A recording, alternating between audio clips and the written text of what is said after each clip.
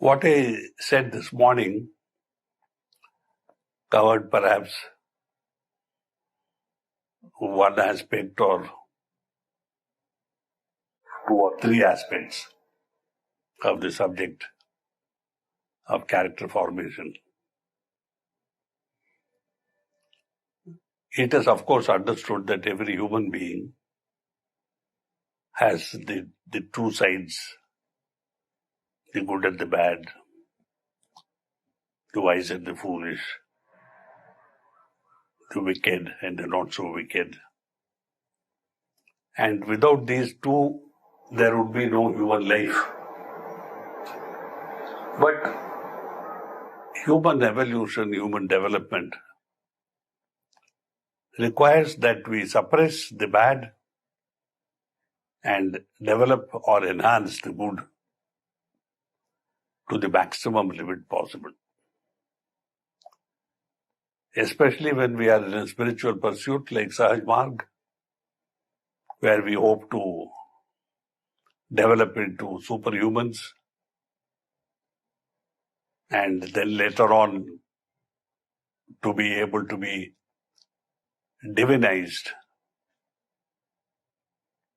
to the extent that we permit by our sadhana and our behaviour, our ethical and moral life.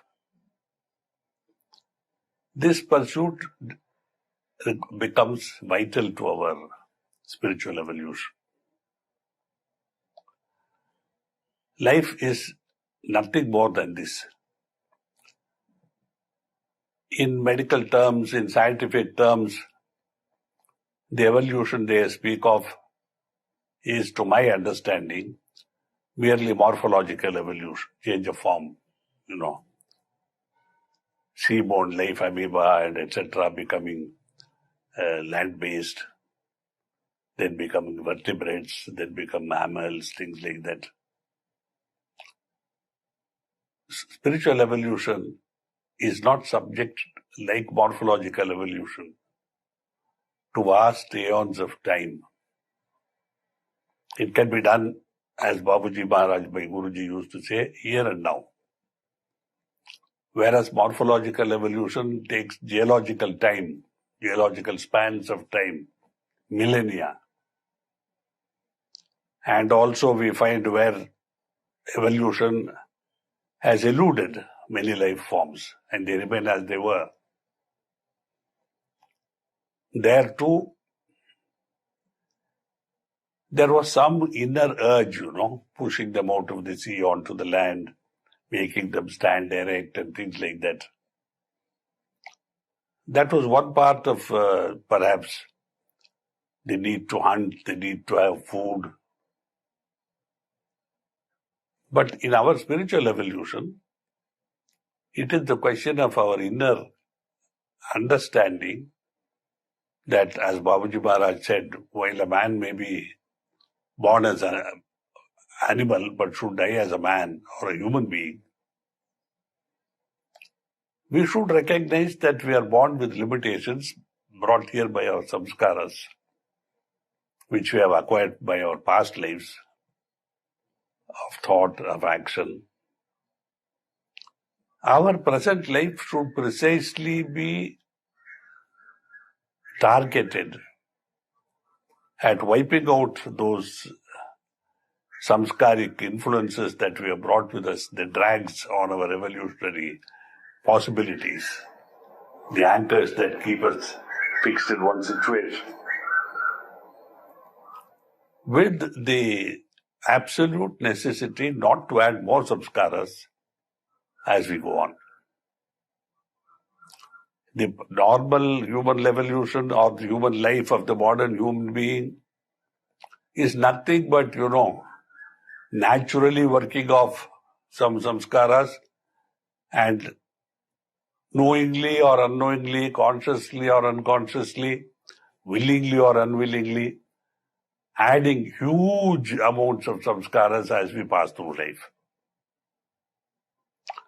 So that suppose we come into this life with 1 unit of samskara, we exit. I'm not talking of the normal human, average human being.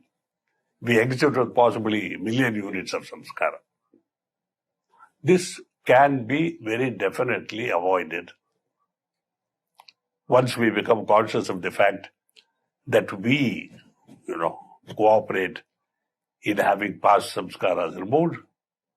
But the greater cooperation is in not adding more samskaras ourselves by wantonly disregarding the requirements of personal behavior, interpersonal behavior, ethical life, and moral life. Now, in an earlier talk, I have spoken about interpersonal behavior as part of our, shall we say, character, because I find that we still retain most of the animal qualities that we are supposed to have come from, the base from which, according to Western evolutionary theory, we have evolved. Though I don't subscribe to it. I'm just mentioning it by the way. We are still avaricious, we are still, antagonistic, violent, willing to kill.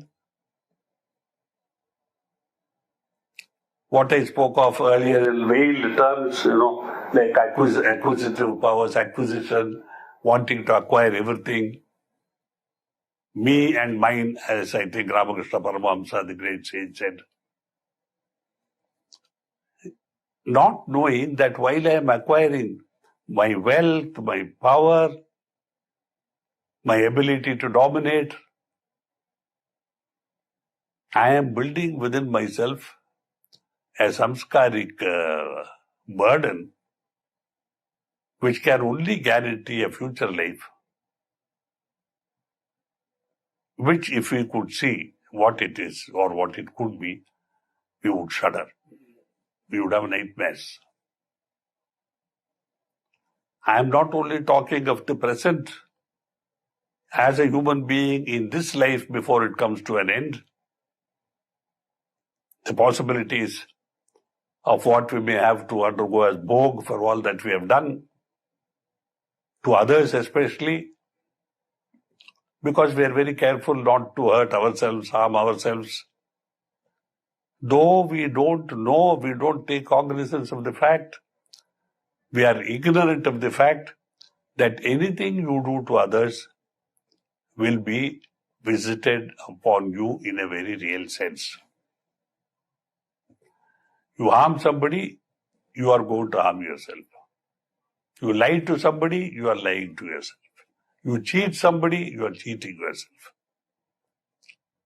You cannot equate this to material losses and material gains. It does not mean like in some religions they say an eye for an eye and a tooth for a tooth. That if you cheat somebody of 1,00,000 rupees, he is going to cheat you for 1,00,000 rupees. It's not like that. But in some way, you are going to lose much, much more than you have brought loss upon somebody else. Absolutely verifiable fact. But to verify it, you must be aware, though. You must be willing to take the responsibility of conducting shall we say, an experiment on yourself.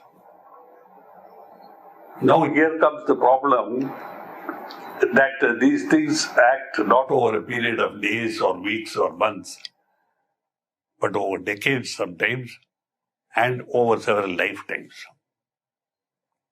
Had it been God's design that we should pay for our mistakes immediately, we would all have been much wiser. But unfortunately, we do something today for which the bhog may be 20 years later, 50 years later, or in the next lives. Next life or lives.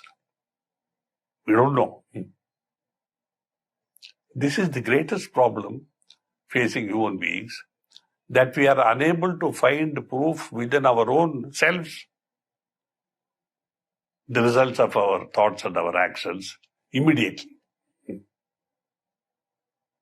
Therefore, we enjoy the bliss of ignorance and go on living as we have been living doing what we think we can do, what we can do, whether we should or not, and saying everything will be nice. Going to the extreme of saying, who knows, yaar, when we are going to live, when we are going to die. Let us enjoy today. Enjoyment being what you can enjoy at other people's benefit and personal risk to yourself. So you see, we don't understand that to harm another person is a sin. And as Babaji Maharaj said, no man should ever bring harm or hurt to his mother more than anybody else. Modern life, this is not a principle that is known, not accepted perhaps, and not generally thought of as something pertaining to our spiritual life. But according to Babaji's philosophy, Sahaj Marg philosophy, the mother is sacred. If you hurt her, if her heart is hurt, beware. See, now, we have to think of what is ethics. Most of us understand that ethics is to try to bring the best benefit to myself in this life. Let me take the best of everything that I can. Rightfully or not, wrongfully, I don't know. Willfully or unwillfully. But it must be by grasp, acquire. And in consumption, we have the right to throw away what we don't want. Not to give away, throw away. So you see, we are wasteful, we are violent, we are aggressive, we are acquisitive, we are selfish. We are taking, and we are wasteful, arrogant, proud, unwilling to accept the laws of nature, which Babaji is, symbolized in one short sentence, summarized in one sentence. When you leave this world, leave it a better place than you found it when you came in. If you can't do that, at least leave it as good as you found it when you came in. That is, to my mind, the most concise form of defining either ethics or morality. What is morality? Unfortunately, in India, I've said this before, is our conception in India, morality is confined only to sex. So that so long as you don't rape or abduct and rape or all these things, there's no immorality. But Babaji Maharaj told me, explained to me carefully, that misuse of any faculty, whether it is physical, mental, intellectual, moral, is immorality. He gave me as an example, perhaps in those days when we met 50 years ago, that in Middle East, desert countries, to waste water is considered immoral and punishable. To waste food should be considered immoral. So sexual morality is only a question of wasting a potent creative energy given to human beings for the purpose of creation. And it has been changed or misused to become an instrument of pleasure. Now most people will not agree to this. I have had talks with doctors about erotic self-gratification, and they have said, no, physiologically it does no harm. On the contrary, it releases psychic pressures, psychological pressures, and it's not to be condemned at all. Doctors, I have spoken to many of them. And if our youth is trained in this thought that there is nothing wrong with this, the next step that you involve a partner in gratification doesn't seem to be so awful, especially if the partner is willing. In today's society, it's not difficult to find willing partners. In fact, if you go to certain parts of the world today, it seems that partners are waiting, It's like lionesses waiting to grab hold of animals on which they jump and kill and prey. Prey. It is as easy as that. You can say at the fall of a hat, you can pick up somebody to have fun with. So in a society which is dominated, as I see it, please excuse me if I am wrong, as I see it, by greed, avarice and lust.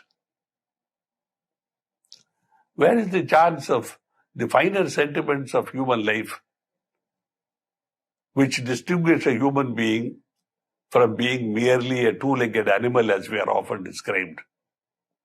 Where is it to be found? How is it to be created? How is it to be cultivated? How is it to be allowed to flourish and distinguish a human being as a human being full of love, compassion, mercy, tendency to share, tendency to give, tendency not to think of yourself but to think of the other persons first. How you can better their lives, how you can bring satisfaction into their lives, how you can bring happiness into their lives. How is it going to be possible?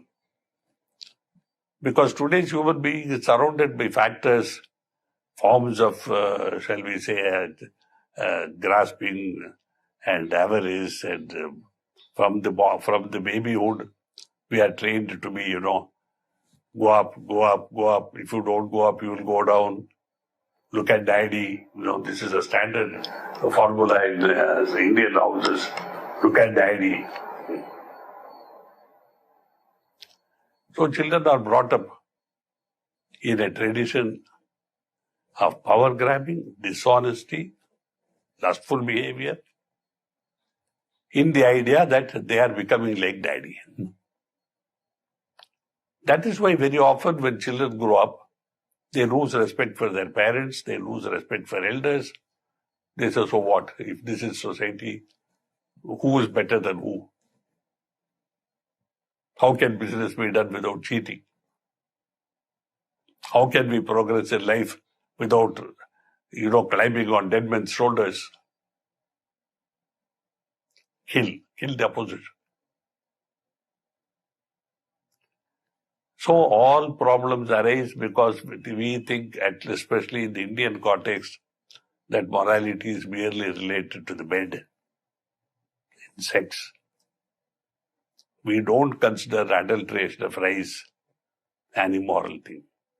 Adulteration of oil an immoral thing. Coloring of red chilies artificially an immoral thing. Adding a certain quantity of, broken sand or rock to rice and selling it. In every field, and of course, the ultimate sign of degradation in a society, adulterating medicines, manufacturing spurious medicines, selling medicines which are date expired and should not be used. I would echo the feelings of some people whom I don't want to name, great people in this world, who have said that today's human being is worse than a carnivorous animal. At least carnivorous animals kill because they are created like that. They kill only to eat. But we kill because we find satisfaction in killing. We acquire because we find satisfaction in acquiring. Self-aggrandizement. I don't need, but I acquire. No animal stores dead bodies of cows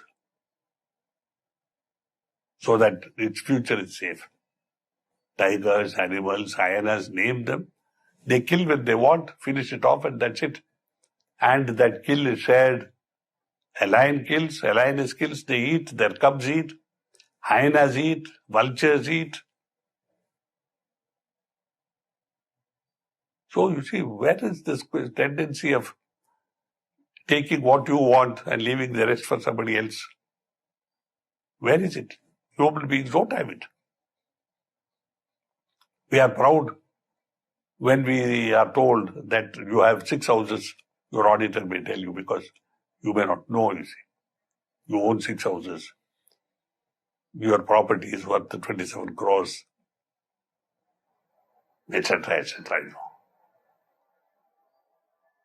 We are not affected by the fact that 90% of India's population are below the basic needs fulfillment level. Now, I am not asking people to immediately surrender and volunteer and, put on langoti and go out as a sannyasi. But we have to understand these principles that human life will be safe to continue into the future and to evolve only if we develop love for others, share with others, think of others first, never think of yourself, whether it is for food or self-gratification or for anything. If all of us develop that tendency, these ideas of, living, human living, which we are calling moral and ethical and all that sort of thing. I don't think I should call it ethical or moral. It is a way of living in which I come last, everybody else comes before me. I eat last after I fed others. It's like a river. I take 2 pots of water because I need it. I don't dam the river so that nobody else can use it. So you see this core idea of what morality is, what sharing is, what love is. Love, unlike the modern connotation, does not translate into sex.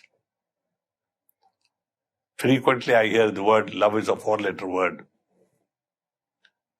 But nowadays I started saying in fun that love has become a 3-letter word. Sex is a bodily function, like breathing, eating, drinking, defecating, procreating. According to our ancient Shastras, it is the instrument for procreation. It was not ever meant for pleasure. Somehow, the procreation part of it has been thrown aside when, what do you call it in medical terms? Contraception came into the picture. And now it is only for pleasure. So you see how things have been twisted and turned. When pleasure becomes dominant, we don't want the pain of childbirth. We don't have to bring up children. Why should I bring up children? Others have children. So all these are the things that are bothersome to those who are concerned about, shall we say, the future of civilization, future of human beings, which concerns every one of us since we are human beings.